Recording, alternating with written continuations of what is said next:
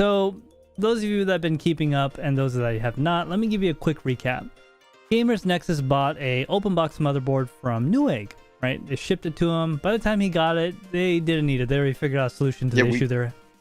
We touched on this last week, by the way, guys. So there is a Tech Torrent podcast clip on our channel if you guys want to go back and check that out. It's one of the more recent videos if you wanted the full story. But we're following up on it right now. So yeah, let's. Andrew, do you mind dropping that in chat? Yeah, I'm pulling it up now. Already ahead of you. Already on it, huh? Nice. So yeah, just a quick review. They got a motherboard. They didn't need it anymore. They didn't even open the box actually when they got it. They just shipped it back. They put the return label right on the shipping box and gave it back. A couple of weeks later, Newegg's like, yo, we're denying your RMA because the CPU pins are bent. And of course, Steve from Gamers Nexus is like, WTF? I didn't even open the darn thing. You guys are supposed to certify it's open box and fully functional. Long story short, all that happened. Steve complained on Twitter. Then all of a sudden, Newegg was like, oh crap, this guy has a following and a platform. We better like do something about it, which made it all the more worse because like, wow.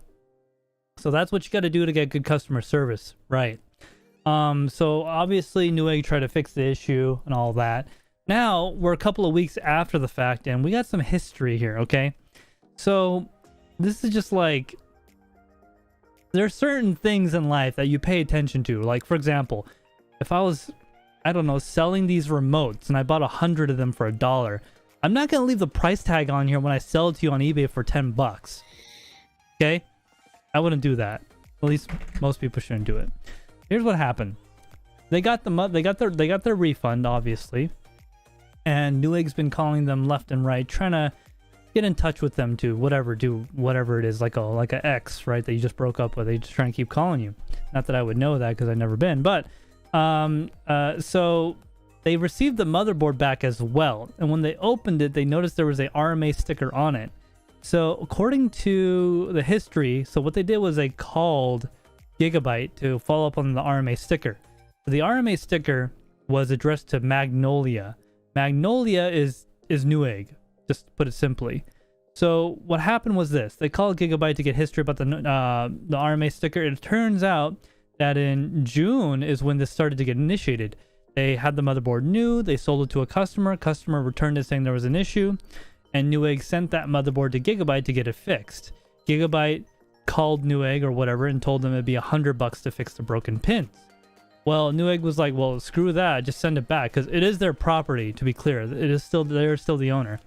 So they got it back with that RMA sticker right on the motherboard from Gigabyte. They never removed it. So then XYZ happened, whatever. It went back on the shelf as an open box, fully functional, because supposedly all of Newegg's open box products are fully functional.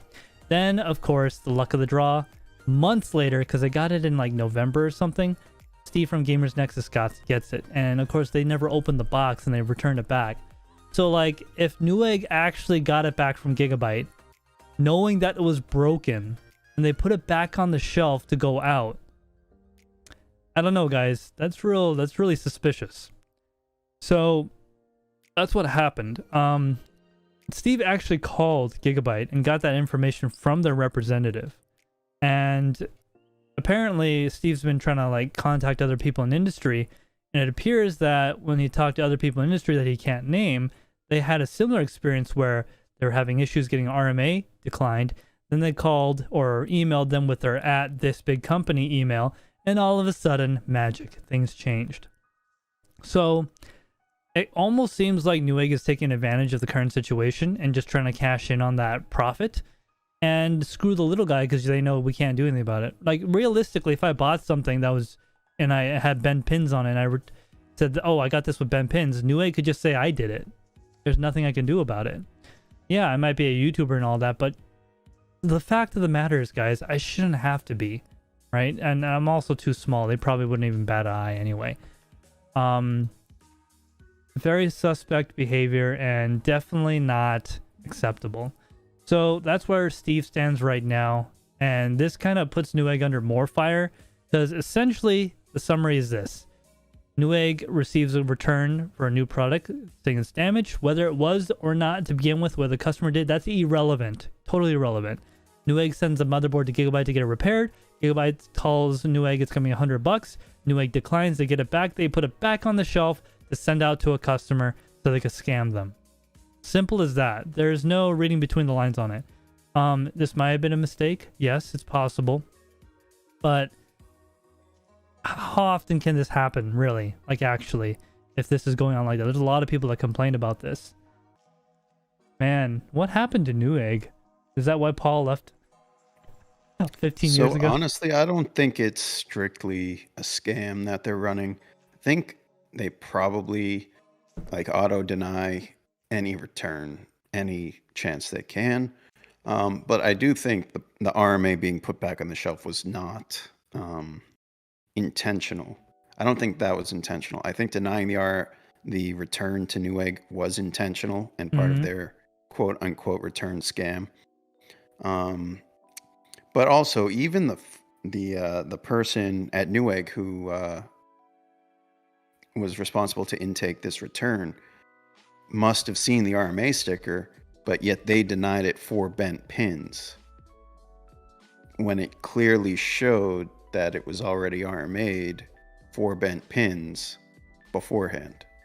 So, it's I think part of it's going to be, however much Newegg pays their return staff, you're going to get some level of some ignorance as well as just that's not my problem kind of mentality. So that comes in, they see that sticker, that's not my problem, denied. Something like that's going to occur.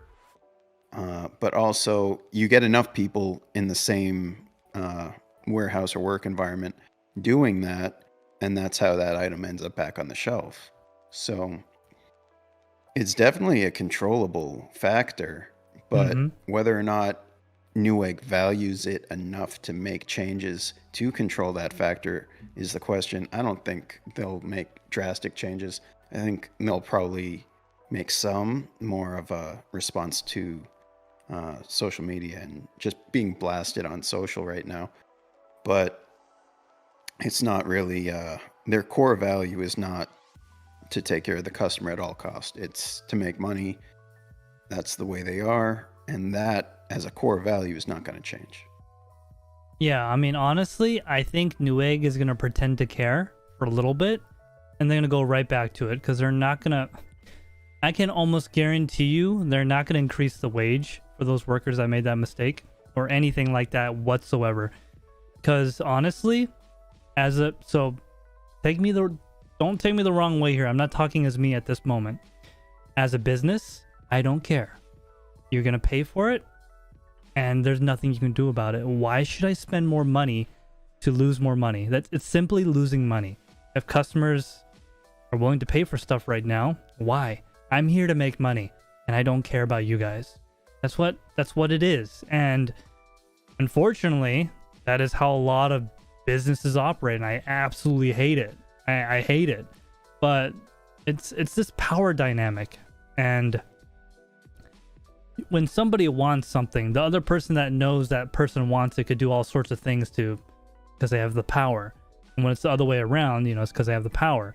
So as a consumer, Newegg has graphics cards, which we all really want right now. They can bundle it with these exploding gigabyte power supplies, and guess what? We're going to buy it. And Newegg doesn't really have any reason to change, because at the end of the day, they only care about you because you have money in your pocket and you're going to give it to them. That's their level of care. And so Andrew has a very good point that this was probably not intentional, and that, this is probably not something they do normally. It probably would have, been some guy, probably not a behavior of the company as a whole. I get that, and I acknowledge that. But I think the fact that they've been having a lot of problems lately, and then their pricing structure on, their products and stuff, I think that kind of says what their company's values are. Yeah. In my opinion. I think that's transparent enough. Yeah, I just think that Newegg is one of those companies that go, oh, I lack money, and then they degrade every part of their service that's not making them money. And like, just to be clear, guys, when this world situation's over, what's Newegg gonna do? They burned so many people. They pissed off so many people, right?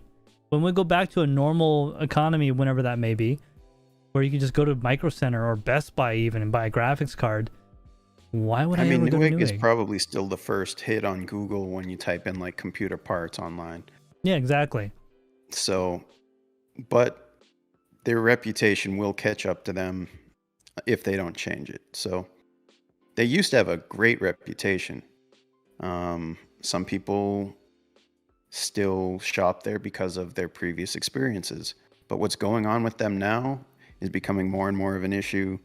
And yeah, they make it easy enough to buy computer parts, like everything you need all in one place, which is something that Amazon isn't quite as capable of doing.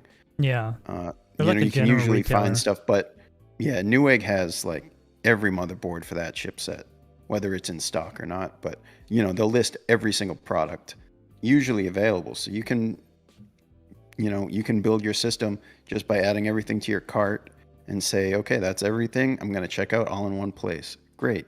But you know, returns are just part of business, and they need to, first of all, take care of the customer, because especially someone where like their account can show up to the return representative or the live chat, whatever, that's someone who's spent thousands at their business.